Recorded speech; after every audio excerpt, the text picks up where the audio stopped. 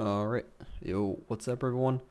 I'm going to be doing some draft reviews for some recent games for Team Griddle, as requested by the captain. For those who don't know me, I'm number two Ginger. Formerly played a lot of GM level, High Master competitive tournaments. Generally did pretty well in that and captained a bunch of teams and often led draft, led VOD reviews, that kind of thing. Um, so I'm just going to be going through how these games went via draft, my opinions on them, what could have been improved. Um, I believe these are around Emerald Elo games. I'm sorry if I offended anyone if that's wrong. I will be going into this with mainly theoretical concepts. I know there's a lot of champion pool limitations when it comes to these kind of games, and that definitely it plays a significant role in these kind of drafts. I'm not gonna just objectively say this champion has to be picked in X spot or else it's losing. I'm trying to go more along the lines of this role or class or type of champion is very strong here, and then hopefully the player in that spot plays at least that one of those kind of champions. I would expect someone playing in the comp scene has a decent understanding of the meta and can play at least one or a couple of those champions in different types of roles. And if they don't, it's an improvement opportunity and also a weakness in drafts that you have to build around and play around. But for these intents and purposes, I will just be going with naming maybe three or four champions that would fit in a specific spot. And that may alter the type of team comp you would be playing for. And then talk a little bit about how those team comps should be played and what are the win cons for those blue and red. I'll be mainly looking at this from the perspective of Team Griddle, since that's the team I've been asked mainly to review for. No offense to GOATED, but I just don't want to talk about any of their picks in terms of what they should be looking for, just because I don't know them and I don't want to, disrespect anything that they've done. This series did go all three games. I did watch the drafts for the first two, so I have some pretty formulated opinions of those already. But the third game, I didn't really tune into the end, so that will be more of a blind review for me. So starting with game one, I'm not really gonna go super in depth into initial bans. Like I said in this elo, it's often, in most elos, it's banning a lot of one tricks, banning comforts, things you just don't want to see rather than just banning strict meta. And that's completely okay, right? You want to take comfort picks off the board. You want to put people in hard spots. And you want to also play to your team strengths. So, Griddle did 3 jungle bans. GOATED did some more targeted bans. It seems Ashe and Braum aren't real bans. But Renekton is definitely a real ban. So, that is what it is. Not going to focus too much on the initial bans here. But game one, Griddle has red, GOATED has blue. So generally going into a draft, right, if you're blue side, you are not going to be having many counter picks unless red has some very, very specific prio picks they want to pick up, which is not very often. So blue side, your intention at first is almost always picking up the priority strong picks that are dominating the meta or that your team is very comfortable on, that you are not afraid to get counterpicked in and kind of meld a very strong team composition that works together. You're often going to get one lane you can counterpick in, and you're going to counterpick in the other 2 lanes and or jungle. So that is some constraints you have to work with, whereas red side, you are not going to necessarily always get the power picks unless you want to prioritize them, but you will get some strong counter picks in. However, you have to make sure those counter picks actually mesh with your team comp, or else you get a significant lead and it doesn't matter because your team fight doesn't make sense, right? So 2 different perspectives you need to have going into every draft is, hey, if I'm blue or I'm red, what's my mentality here? Do I have prio picks I want? Am I just playing pure counter picks? Do I know my counter picks are going to mesh well with my team? Do I have super strong laners? Do I have stronger team fighters, et cetera, et cetera? That's something you kind of figure out with your team identity as you get more and more experience with your team. That's kind of what scrims are for as well. So GOATED leads out with Jinx B1. Completely fine B1. Jinx is in a decent spot right now. At the top level, she's probably not getting B1. But for any elo like GM or below, Jinx B1 is completely fine. Very versatile champion. Generally wants to be paired with an enchanter, but can be paired with a bruiser, an engage, Nautilus, Leona, Thresh even. Very, very versatile champion, so not a bad B1. So Griddle answers with Sivir and Xin Zhao. Pretty big fan of this R1 and R2. Sivir is a really good lane neutralizer into Jinx. So Sivir is just going to be able to get permashove. Jinx is going to have a very hard time ever punishing her. And their blue side is now disincentivized to really pick any engaged support. Something like Nautilus, Leona, Amumu, Alistar is going to have a very hard time actually engaging onto a properly played Sivir. She will always have push. Just a good neutralizer pick, and Sivir is very strong in this meta as well. So love the pick there. We also now understanding that Sivir is weak side, right? Sivir is a weak side champion. She's pretty hard to play for just because her early game damage output is low and she's always pushing the wave. So we're really prioritizing now this R5 pick, right? This R5 pick is going to be pretty game winning. It is going to be most likely our top lane pick with how we're setting up this draft, which means we have to be a winning top laner. I do know on Griddle, one of your strongest players is your top laner. So this makes sense in terms of setup, right? This is a good initial setup. Xin Zhao, not much to say here. Just a strong early game jungler. You could pick your share, Volibear, Xin Zhao, whatever. It happens. It's a good pick. There's not much else unless your jungler has some strong prio picks. This is a very good, just standard early game. So this is where things start getting interesting, right? Blue side responds with Volibear into Xin Zhao. Good pick. Generally, Volibear is going to have a little bit more of that 1v1 prowess against that Xin Zhao, but overall, in terms of duels, they're both going to be very strong early game. They're both going to kind of fall off a cliff late game. And you'd rather be the Xin Zhao side, right? Because you already have that neutralizing lane in Sivir that's winning versus Jinx. And you're, in general, should have stronger lanes because of the natural red side advantage. So pick 3, we go blue Viger. This is the first blunder of the draft. I believe going in, we knew GOATED had a Viger one trick. So this is not a unexpected pick, right? But Veigar is just a very, very weak lane champion. One of the weakest lane champions in the game. So there is a whole slew of champions here that can be picked to answer this Veigar. If we're very sure it's mid lane, our R3 here should pretty much always be a mid laner. So there's a lot of really good answers into Veigar, and it really depends how you want to compose your team, right? So you could pick something like a control mage, like Orianna, Azir, Syndra, that kind of outranges Veigar, bullies him early, and Veigar really can't do much about it. Your mid laner has prio, and you have good scaling with your mage in your mid lane. You could pick something more aggressive, like an assassin, like Naafiri, Zed, Talon, Katarina. Something that's going to go very hard into Veigar, make Veigar have a very hard time.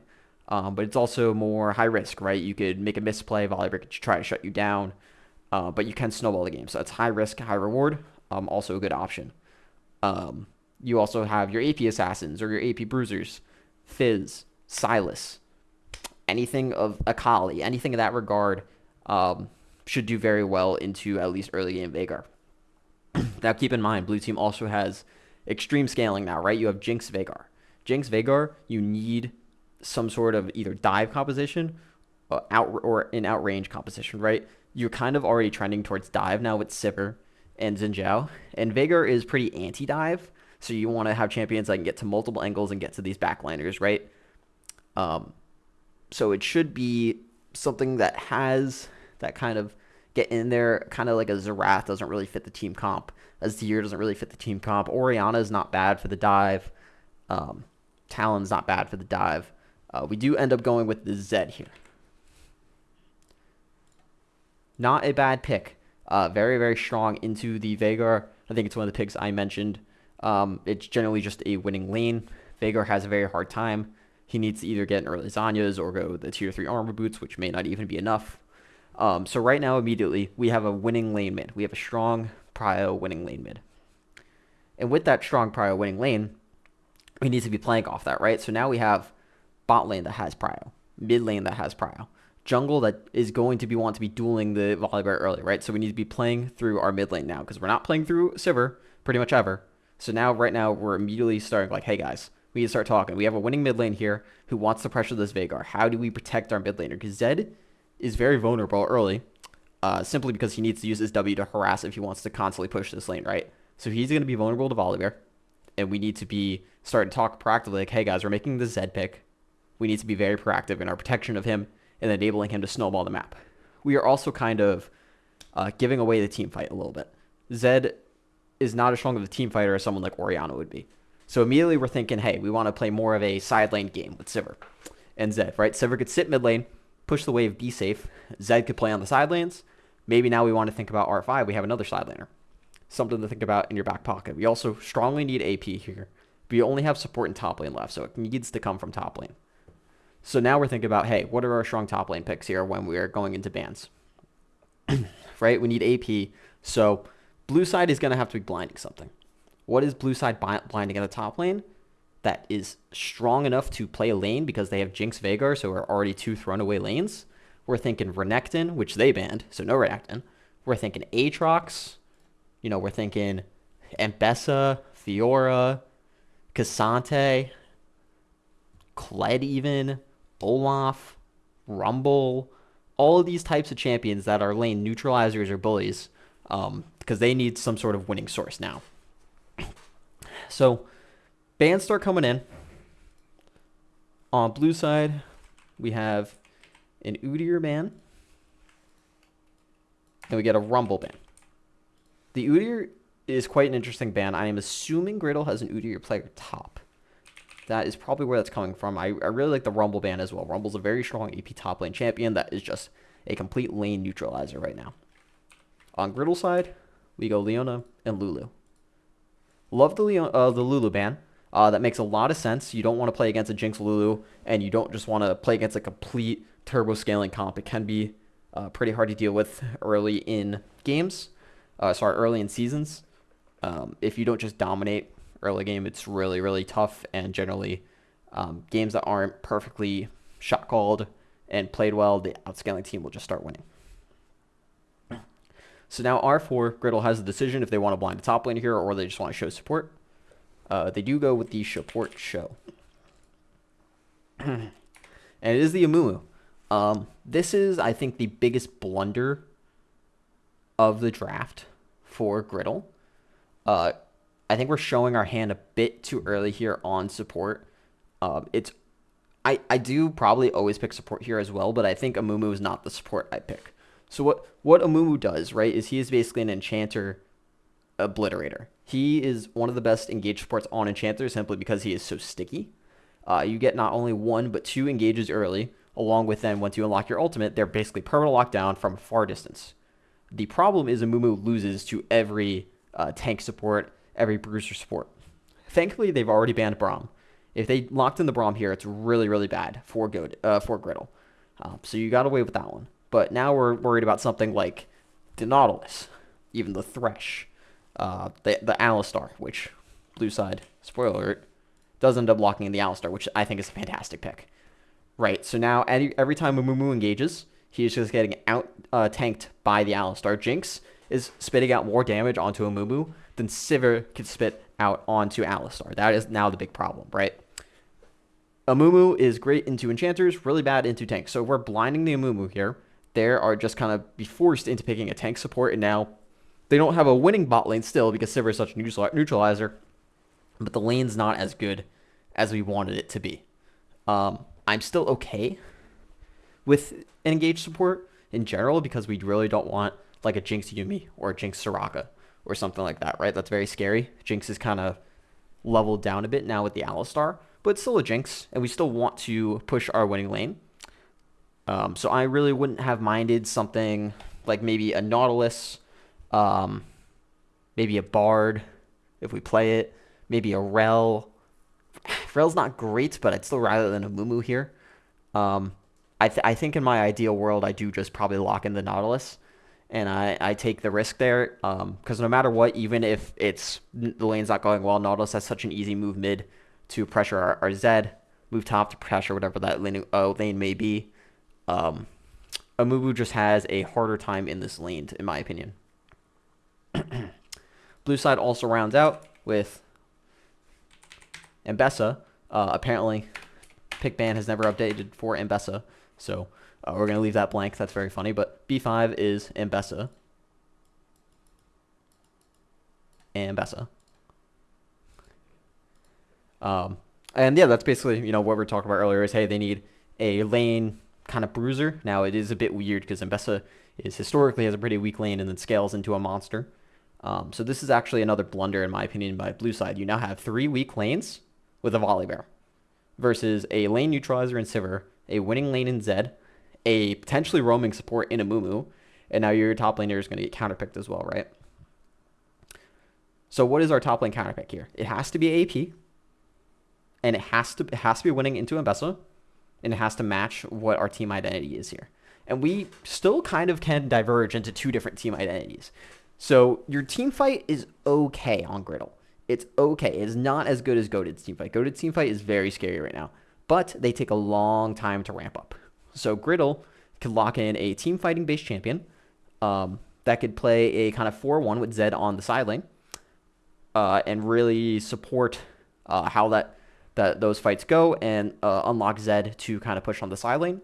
The other option is actually picking a split pusher here that could just pressure onto the sides, win into Mbessa, and win probably into Veigar as well, as Veigar is a very weak side lane champion. And then you have this really nice 1-3-1 comp with this Sivir, Amumu, Xin Zhao that's very hard to actually pull on. This is another problem with going Amumu here, is Amumu is actually the one that the blue side can engage on. If you're on something like the Nautilus, you have some better disengage tools with hooking backwards into walls. Your ultimate will stall a lot of engages.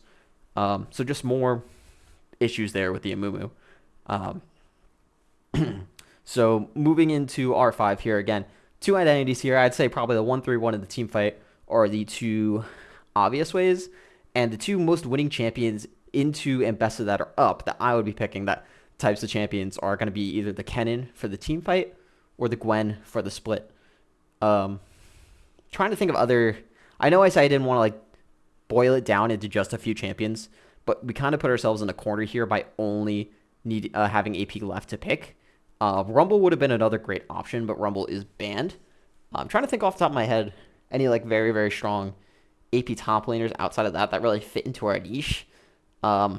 There's always like the Singed, but you need to have a Singed player. So that kind of takes that choice out of there. I don't think this is a good game for Mordekaiser. Kale is kind of interesting, but I'm probably avoiding. I think you're just giving Mbessa way too free of a lane. Akali is also kind of interesting. I don't really know how Akali does into Mbessa. Just thinking about it, I'm assuming it's pretty winning for the Akali. Lane probably goes even, but we really want to have this winning lane with this R5 pick, right? So it's really the Gwen and the Kennen. Hopefully, team has comfort on either of those, but again, just in a general theory sense, we really want to do Gwen, Kennen. I personally probably prefer the Gwen. I think it's a very, very strong pick. I think your 1-3-1 is now unbeatable. And blue side has a very, very hard time. We did personally lock in the Swain. Very interesting angle here. So Swain is going to be a winning lane for sure. The problem with Swain here is he is going to have a very, very hard time team fighting.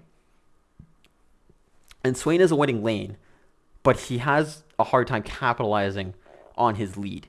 He's not a Gwen in terms of, hey, he can just dominate the side lane in 1v3 and push super fast. He's not a Kennen in terms of he's going to flash onto your backline and decimate the team.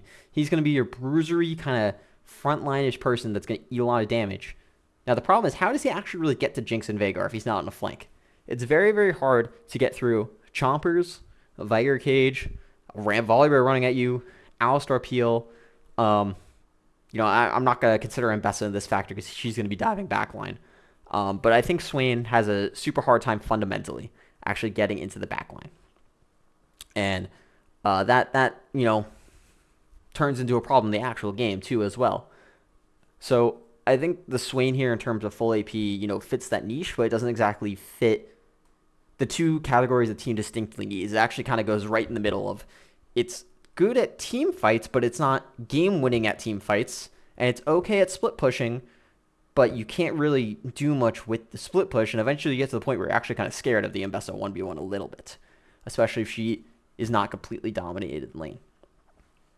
With that being said, red side still has a winning team comp here. In general, red side's win cons are, hey, I have 2 winning lanes and a neutralized lane. and an early game jungler. I need a early game lead, and I need to snowball that lead. We should be getting every dragon for the first 15 minutes and grubs. Non-negotiable. Blue side has one of the weakest early game mid champions, a neutralized ADC, and a neutralized top laner.